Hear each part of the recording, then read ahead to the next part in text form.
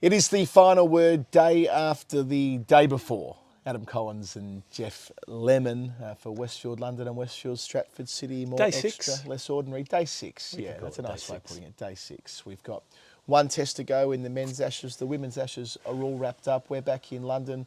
For my case, I'm in a hoodie and a jacket. I've just been doing some curation work, mopping up all of the excess water from the covers. Not quite, but where we're sitting at the moment was covered in rainwater. So I've just been feeling some sympathy with those who, empathy rather, with those Some who, common cause. common cause with the ground staff at Lancashire over the last couple of days. And Jeff, as we start our conversation, the weather has been, or the rain rather, has been a big part of the postscript to this test match, with all sorts of ideas being floated. It would appear now that we must have reserve days for Test cricket. However impractical, given the complete farce that is the schedule, maybe we should move to timeless Test. I saw someone saying maybe it's the fault of the 100 because the 100's in August, thus denying us the chance to play Test cricket in August. Saw Hypercourse completely repudiate that with how many Test matches have been played in July over the years and so on, and the relative rainfall. Well, also, I'm sure I remember in the 2019 World Cup looking up the fact that the average rainfall in July and August was identical in England, and that in June it was not much different either. So you can always make that case. There are some places in the world where some times of year are more rainy than others. The difference between the summer months in England, not among them. It's just grist to the mill for those who are going to get very angry as we build towards August, because the 100's going to be on. You know, you can also do with the 100, do as we do and just largely let it wash over you. You don't need to follow every competition. You don't need to have an investment in every single thing that's going on. You can ignore what's going on in the 100 if that's your thing. We don't do much on the Big Bash. We don't do an awful lot on the IPL, although we dip in and out of those competitions, and so it'll be for us in the 100. Anyway, that's a... You know what else you can do with the 100 is you can play test matches during the 100. That's possible. They do that with the Big Bash too. You play the evening games in the evening after the match that goes during the day. And all of these things might happen. It rules out about 12 test players who probably wouldn't be playing in the 100 anyway. Well, they've got Test cricket in August, at the end of August, the last week of August next year, due to the T20 World Cup, which will be, I think I'm right in saying, the end of June and the start of July, which is sounds right. The same time as this Ashes series has been played, generally speaking. So, yeah, a lot of weather chat. Saw Joe Root saying that they should be playing until 10 p.m. Yep. Again, I'm not... I like that. A 6-hour final session. So you have a 2-hour first session, 2-hour middle session, then just go through for the full 6 hours after that. Is like the ultra marathon type thing. Well, sorry, the marathon at the end of the triathlon. When you've already done all the swimming and all the cycling, right now run a marathon. Yeah, and it seems in general, so I mean at the moment we have Australia and England, who are two teams who are both absolutely shithouse with their over rates. It would seem a little unfair if you were a team that was actually bowling your overs, was keeping your part of the bargain, and then the other team was like, cool, we're going to keep you here until 10 p.m. batting because we're so slow with bowling. Yeah, look, I do feel some sympathy with Joe Root, because obviously he's frustrated, and you would be if you're an England player right now. And I feel sympathy with everyone who sits through a rainy test match. How many rainy test matches have we sat through? They suck. Exactly. How many, I mean, the West Indies one in Sydney, the South Africa one in Sydney, the India one in Sydney seem to be a bit of a theme here, but there are some other places as well. South Africa one in Sydney this year. Yeah. There's a lot of Sydney. But there are other places too where you and I have sat there for 5 days, and most of that time has been spent looking at rain and trying to write articles about rain and trying to record podcasts about rain. And yeah, it sucks. It's annoying. Nobody likes it. But there isn't actually a solution beyond playing cricket for as long as it takes to actually get the match done. Yeah, so this was the Root argument. I was being a bit uncharitable before, let's say, with the way I characterised it. He's not saying they should play until 10. He's saying that with it being... the benefit of playing in June and July is it's the longest time of the year in terms of daylight. So you could conceivably play cricket after 9 p.m, which is true. And you could conceivably play cricket before 11 a.m. because it gets light at about 4 in the morning here. Both things are right. You discussed the latter yesterday about the starting time, but you could play out later. The challenge there is twofold. One is that it's not in the playing conditions, so you can't just like bespoke say, right, well, we should change it all up now at the last minute.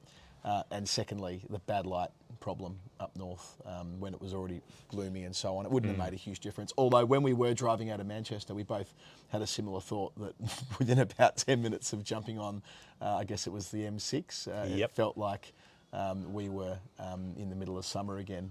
The sun was shining, the motorway was clear.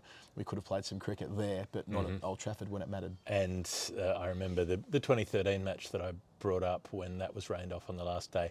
I remember at about 6:30, 7 p.m. that night, it was glorious sunshine at the ground. It was beautiful. You could definitely have played, but the match had already been called off. These are the annoyances of playing cricket, right? It's outdoors. There is no easy solution. We have a stadium in Melbourne that has a roof on it, but there aren't a lot of them. There's not a lot of them going around. And you wouldn't want to sacrifice playing a test match at the MCG. Let's use that as the hypothetical. You wouldn't say, well, let's move test cricket away from the place where it started in favour of playing at the Dockland Stadium under a roof. No one would suggest that is a good idea. Well, they were suggesting it during the T20 World Cup last year when it was raining a lot in Melbourne, and they were saying, well, they should have played India-Pakistan at Docklands when the forecast was bad, and then they ended up getting that game on, and it happened. Now, imagine they'd actually made that move. Imagine they'd said, okay, 48,000 can come to Docklands instead of 98,000 coming to the MCG, and then it hadn't rained. Everybody would have torn them apart for having moved the game. Running in from the Gordon Coventry, and Shaheen Shah Afridi. Here he goes, into the pocket, where Cam Mooney took that famous sliding grab. From the Tony Plugger Lockett end, it's Jasprit Bumrah. Yeah. I would have loved it for footy cricket crossover reasons, but yes, not in practice something that anyone's advocating. And we went through a little bit of this yesterday about roofs on stadiums being retrofitted and drones and the tarps geographical impossibility the engineering impossibility of just wheeling in a temporary roof over the top of Lords, for instance. Right, and none of these things are going to happen. So, but nevertheless, it's shock jock bait. We obviously had a number of. I felt very sorry for, and Dan Liebke made this point. I felt very sorry for England, right? Real cricket England fans yesterday who were obviously stinging after what's happened yesterday. Had they gotten on and won, it would have been a blockbuster at the Oval and a thrilling finish and all the rest of it. It still might be, by the way. I think there's quite a lot riding on the test to come. But nevertheless, you see the point I'm making. And they're being represented online by the worst people. person. The worst person people. and the worst people. Yeah. Particularly well. Somebody who just wants attention. Let's not name check them. Sure. But just a sort of sentient chunk of boiled spam who just sits there spouting complete liquid fuckwittery in order to try to get attention, and it works. Everybody's like, well, let's quote tweet, let's amplify.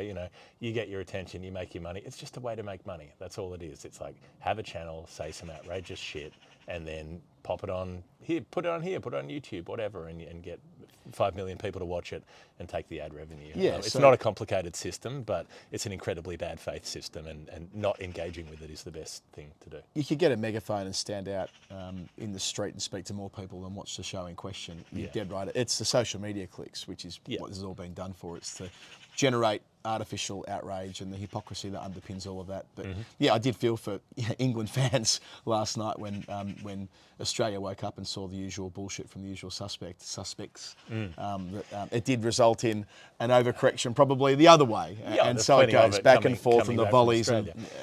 There's the reaction, then there's the reaction to the reaction, then there's the reaction, and on and on. And now we're part of that. Now we're part of it. But I mean, we are in the middle of the Ashes. We can't do much else. Not everything that we say is the way things should be done is necessarily the way that we have always or will always do it.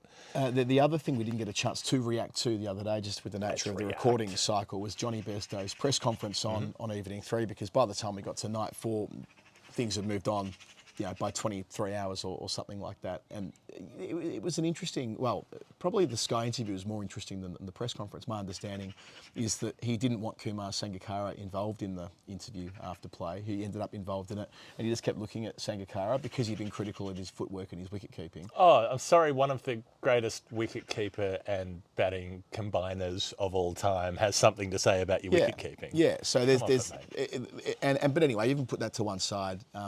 Bairstow freely acknowledges in that interview that his leg's he's still suffering from a serious ankle leg break, and that it has made it harder for him to move, and he hasn't kept full time for 3 years. I mean, that's what everybody's been saying. No one's disagreeing with you, Johnny. We've all been saying what you're articulating there, that it has been bloody tough for you being asked to keep in this situation, and maybe that's not a good idea. Maybe that wasn't, and great. He made runs this week and he batted in a way that we celebrated at the time. you could argue, and I did argue, this is not retrofitting an argument based on what's actually played out with the rain. I was advocating England declare behind. Now, that might have been a bit excessive, I grant you. But I was saying that if you want You to want take, every team to declare behind. well, in this instance, I was thinking if it's a 3-day test match, and it proved to be 3 and a bit, that you need to take your 20 wickets by the end of the 3rd day. There's no provision to wait. And yes, benefit of hindsight, declaring behind might have been a bit over the top, but declaring at lunch on day 3 wouldn't have been. And that isn't Monday afternoon quarterbacking.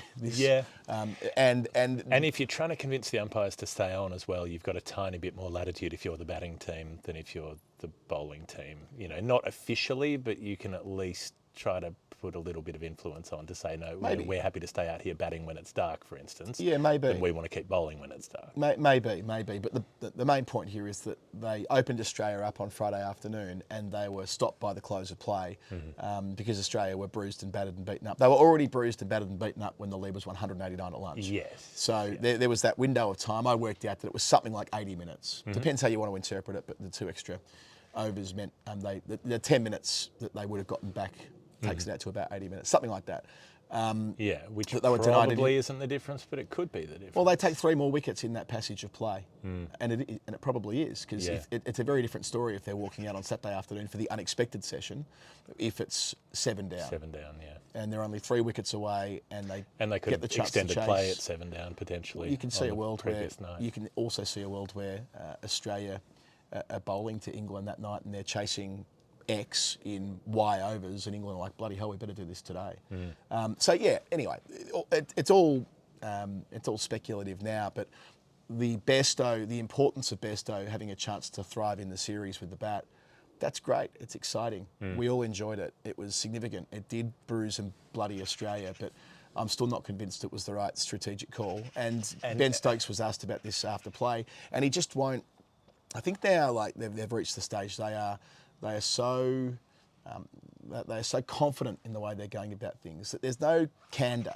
You know, there's never any moment like, oh yeah, maybe we could have done that a bit differently. The Edgbaston Declaration is another one. Now, I supported the Edgbaston Declaration at the time. I thought it was a good idea to subject Warner to Broad before stumps that night. It didn't work right, but you can probably say that now. Yeah, okay. In hindsight, didn't work. Had a go. Had a crack, didn't work. They won't even go that far. When Mike Atherton put that question to Stokes at the presser yesterday about declarations, shut it down. One answer, no. So, I wonder whether that might be the next stage of this Bazball, Stokes, McCullum era, where we can hear a little bit more of, we tried that didn't work. Here's why we were trying to do that, rather than this sort of slightly, we know more. I think Ben Stokes actually said those words to BBC. He's talking about the declaration here. The non-declaration here. The timing of the declaration. When I say here, I mean Manchester, a different place. But the current Test match declaration, which, whether it was too late or not. I mean, look, if the match had ended up playing out roughly the way it played out and England had declared earlier, then Australia would have just been closer to parity or whatever it was, and might have still had a couple of wickets in hand, and they still wouldn't have had time to get a result. Yeah. But things could have gone differently. They could have. You don't know, and it did feel like that could have been the more aggressive option at the time, and also that they didn't fully lay into the bowling. I thought if you are 100% committed to the bit, you come out on the second evening when Stokes and Brooke played sensibly enough.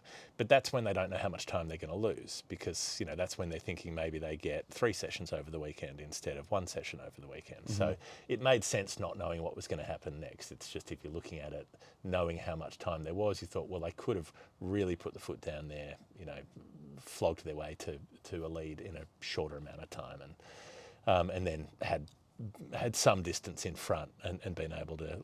It's the 20 wickets thing that's important. It doesn't matter how many runs you make until you know that the wickets are gone and you know what you need to chase. What did you make of Bairstow's comments about his wicket keeping and his? I mean, that whole bit about I'm proud. I've played 96 Test matches, and you shouldn't doubt me.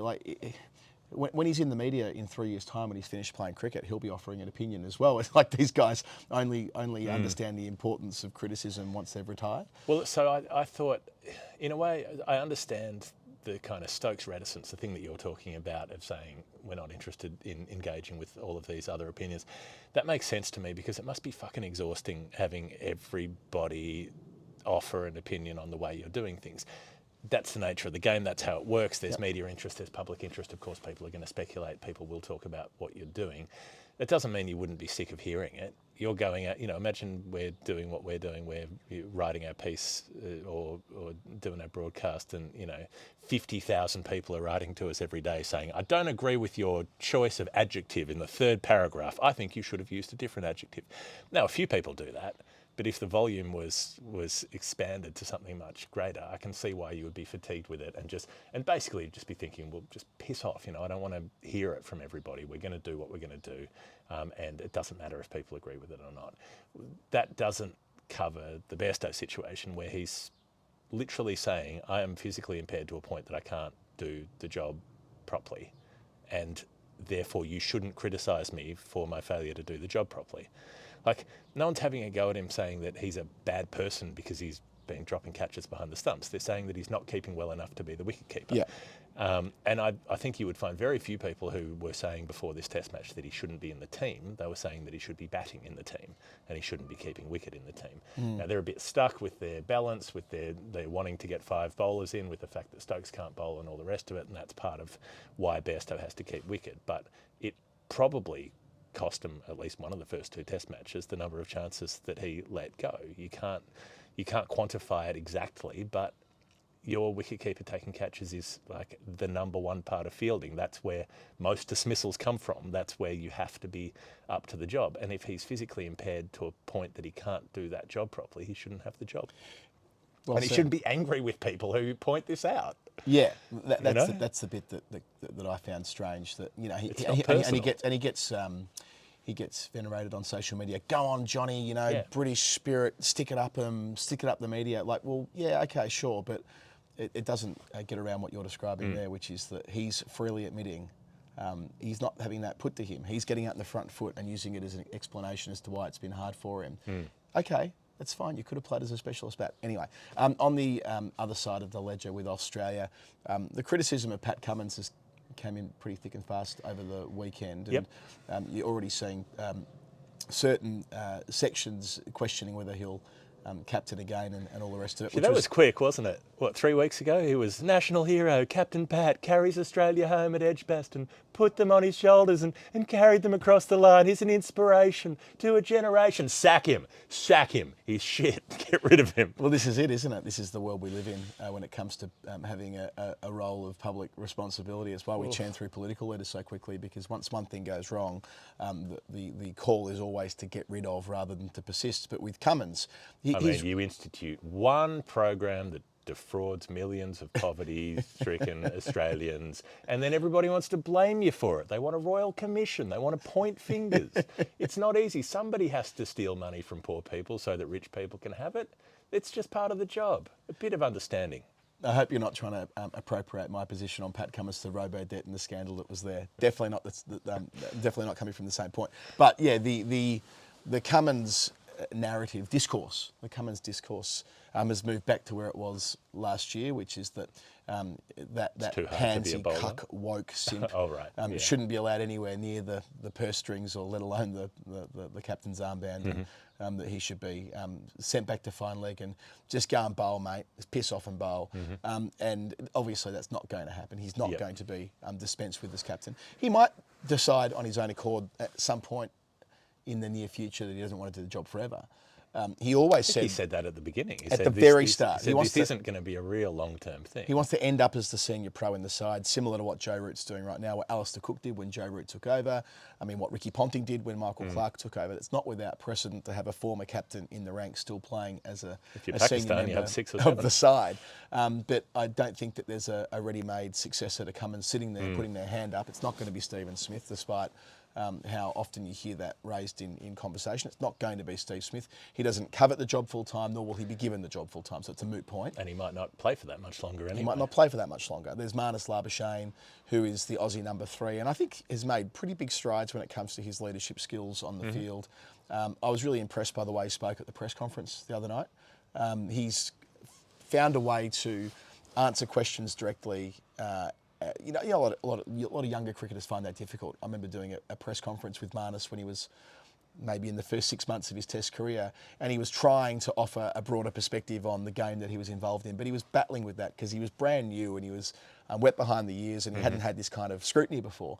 Now he's good about that. He can give wider perspective, and that's what's expected as a captain. It's not the only trait you need to be a captain, but it's a pretty important one that you can communicate. And he wasn't just doing the pointless, relentless positivity. You know, when he was asked the question about would they try to win the game, he wasn't like, we just need to pile on 300 and then declare, 240 in front and then knock them over in 40 overs. Yes. Which he could have done. Like, players have done that before. Yeah. Michael Clark at Trent Bridge in 2015 when they bowled out for 60 saying we'll win the game. Well, words to that effect. We'll just go out and smash them. We can still win it, and obviously that was never going to happen. But that mindless positivity is a good description. Carlos, don't you tell me we've lost this game, Carlos. So there was. I've lost my train of thought now. Where were we? Yeah, Cummins. And Lisa needs braces. Lisa needs dental braces. plan. Yeah. So Cummins is he might make his mind up that he goes. And to become a senior player sooner rather than later, but it's not going to happen anytime soon. And they've just won the World Test Championship, retained the Ashes, and they're a decent chance of winning next week, or this week rather, at the Oval, and that would be mission accomplished for a whole bunch of senior players, including him. So it's not like it's been a bloody disastrous tour or anything. They've had a few very bad days, or two very bad days, but the inability to keep perspective seems to be something that follows Cummins around because of the way he not inherited a job quite so much as the way that they changed coaches shortly after he became the skipper. But it is something in cricket coverage where cricket is a long game that takes a really long time, and yet people's view on it tends to be about 17 minutes long. They can't remember anything that's happened before the day that they're currently watching. You look at the span of what Cummins has done, what they did in Pakistan, breaking even in Sri Lanka when conditions were difficult there. Yep. And making the world final, I know he wasn't there for that, but getting to the World Test Championship final when they were 2-0 down and shot. Yep. That took some pretty stern stuff, and I know Cummins wasn't at indoor, but to bounce back from that as a group, it took an awful lot. Yep, and the thrashing in the Void Ashes, the last Australian Ashes, which also means Stuart Broad doesn't have 600 Test wickets, given that series was void. He took about 14 in that series, something like that. Bowled well in that series, but they don't count sadly. So he's still on 586 or so. Yeah, you mentioned numbers. Like in a way, if you want to, you can make the case that England's numbers across the board look more impressive. I think they've scored more runs, taken more wickets, and individually they've got players topping the charts on both wickets and runs, I reckon. If I'd been on holiday and then you just gave me the series averages, I'd be like, well, England are bossing this. But that reminds me of 2009, where Australia numerically seemed to have bossed the series, just didn't win the big moments, and so it is for England. When it mattered most at Lords, they lost 9 for 100, and when it mattered most at Edgbaston, they couldn't hold their nerve and stick the landing on that final afternoon when Cummins and Lyon came together, and Stokes was went bounce a war and it didn't work. And didn't have anything else to turn to. So, and that's okay. That's not saying Stokes is a rubbish captain and should never do the job again, per the stuff I've heard about Cummins. Sack him. It's cricket, and cricket is an imperfect sport, and that's partly why we're so drawn to it. Selection, casting forward a wee bit before we hit stop on this episode. Yep. Does James Anderson get what might be the farewell test? Do they go back to Josh Tongue, who... That's been there's been a lot of get Josh Tongue in with Mark Wood, two faster bowlers. Australia haven't liked it. But what Anderson does is he's the guy who goes at 1.6 and over at the other end and probably contributes to wicket taking in that way. Do they let Wood have a rest? You can't afford to, can you? But does it... I mean, this is kind of about relative motivation. Australia desperately want to win over here. England now... England desperately don't want to lose the series. Desperately don't want to lose the series, but... They have to win. I expect Wood will play. I think it's as cut and dried as that. England have to win this Test match, otherwise they'll be the ones getting tailed up by their press and their supporters at the end of the series. Like the way the narrative shifts, right? Like right now, England are roaring. They're on top. They're the three lions. Australia are shit. They're finished. They're tired. They're worn out. They don't have the ticker for it. They're going home with their tail between their legs. And then if Australia win this week, England will be shit. Suddenly all that will turn. England will be, it's embarrassing. Bazball's failed. They've had a humiliating reversal in their own backyard. Blah blah blah. Like all of the bullshit will be rolled out. Sure. So they need to win this match, and in order to win this match, they need Mark Wood to bowl. Maybe Ollie Robinson might come back in as well. He bowled superbly at the Oval last year. I think you want to risk him. He's just too much of a liability with fitness. Yeah, I think it'll hinge on his fitness, but I'd be surprised if he wasn't considered given how good he looked at this ground. And I described this ground intentionally because of the way the Oval's played. I received a message from someone the other day about saying, "Oh, it's an absolute belter. It's always a road." It's not. That's not how it is. We saw that first session between Australia and India a couple of months ago, where it was genuinely lively. We saw the way in which Surrey have been able to make the most of the seaming conditions there more than the spinning conditions over the last couple of seasons, not even using a specialist spinner. So I don't think it's a foregone conclusion that Todd Murphy plays. But if Todd Murphy were to play, it could easily be at the expense of a batter, and by that I mean Cameron Green. Yeah, I think he has to play. I think Murphy has to play. You need an option. If you're going to have 5 days of Test cricket, you need a slow bowler, at least just because of the kind of bulk overs they can get through, the number of overs the Australian quicks got through, even in that one innings that they bowled up at Old Trafford. You know, they had to do a lot of work because of the absence of that spinner. Mitchell Marsh has some question mark about whether he's got soreness. Would that mean that he's unable to bowl? Then you've lost an option there. So I think if Marsh can't bowl, then they probably go to Green and leave Marsh out. But how do you leave Marsh out when he's one of the few who've looked like he's batting really well? Does that put pressure on at the top of the order? Like, there are a lot of ways that things could move around. And also Mitchell Starc's shoulder, which he sort of injured a couple of times. They're saying he's okay, but you'd have to think that after a couple of days, that's when those injuries tend to get a bit worse. You know, the stiffness and so on sets in. It takes a little while to get over that hump. So I wouldn't imagine if he's not 100%, that's when you look at Nisa coming in, the freshness swing of option, and to, you know, to add some with the bat, although Stark's been very good with the bat at times in this series. So I think Australia have a lot more moving parts. England, it's basically, do you go all out with pace, with tongue and in place of Anderson, and then for Australia there are 3 or 4 options. Yeah, England have already named their unchanged squad, as they like to do the day after a Test match, saying the squad is the same. The one little speculator out there is that if Australia do well this week, or even if it's framed up as ahead of the Test, wanting to win here desperately, does David Warner see this as a good jumping off point?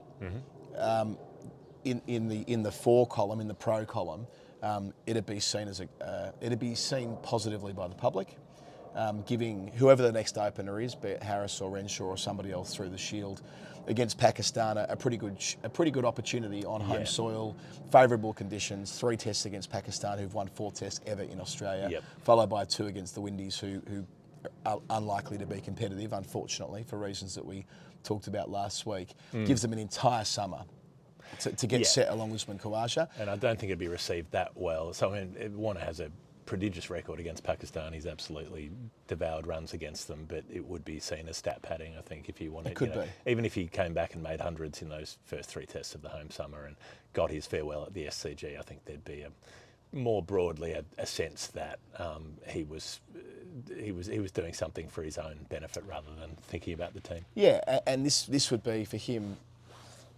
He said it himself. Winning in England and winning in India were the 2 things left on the table for him. All of them have said it. That entire generation at the start of the year said India followed by England. You know, they used the term bucket list time and time again, right?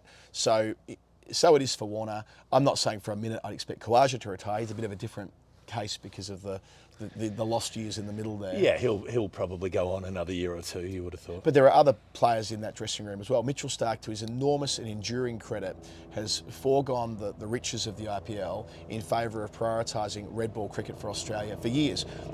Whenever Mitchell Starc says, "I've had enough," he should do so with the best wishes of everyone in Australian cricket, because he's done his time and been a tremendous servant. I don't think he'll pass up the opportunity for another home summer either, but he's the kind of player who might go, well, winning in England is something he's had left for him too. Stephen Smith, there are a whole group of them who you know, this next summer doesn't have a tremendous amount of jeopardy and a tremendous amount riding on it, whereas this week has everything riding on it for that group who've won the World Test Championship and could finish with a win in England for the first time in 22 years. I think Stark's bowling so well and has bowled so well the last couple of years that there'd be no reason for him to pull the pin now. He might as well keep going while he's at the top of his game, which he is. Warner, it might depend. Like, maybe if he made a big score at the Oval, then he might think he's got enough road to go on and have his little farewell lap at home. But if that's the main reason for doing it, to have the sort of symbolic farewell at the Sydney Cricket Ground, well, you can drive around the Sydney Cricket Ground in the back of a Hilux like Ryan Harris did at the Gabba. Exactly. You don't actually have to be playing that Test match. And I also think that if you do it beforehand, you get the reception at the Oval. You know, you might starting to rain. Might know a few people who have done that. It is raining in London. A bloke called Don Bradman did that. And he's not the only one. There have been many cricketers who've seen fit to end their careers at the Oval, because typically it's the final test of the summer over here. So, yeah, I think there would be worse ideas than him, considering this is the build-up to the test and going, you know what, this will be it for me one way or the other. And that wouldn't be because of form. He's batted well. He's earned his spot this series, or batted well enough to stay in the team. Batted well would be a stretch, but batted well enough. Has done He's a got job. starts and played a role. Yeah. But yeah, anyway, I doubt it'll happen. Just one to leave you with. I think before it absolutely tips Let's get down and inside. soaks us, Yep. let's go inside. Let's call this the end of the Final Word Ashes Daily, day 6 of Manchester. It means there's a day of interim before we hit day 0 of the Oval. That's the way that this series has gone. And there will be the live show the night before the Oval Test. I reckon there's about 5 tickets left, so if you want one of Get them, in now. Go and grab one. The link will be in the show notes. We've released a few extra tickets this afternoon, so if you want one, jump in. There's a link there, and it's half price for patrons if you really love what we do. All right, this has been it. Jeff Lemon, Adam Collins. See you next time. Bye.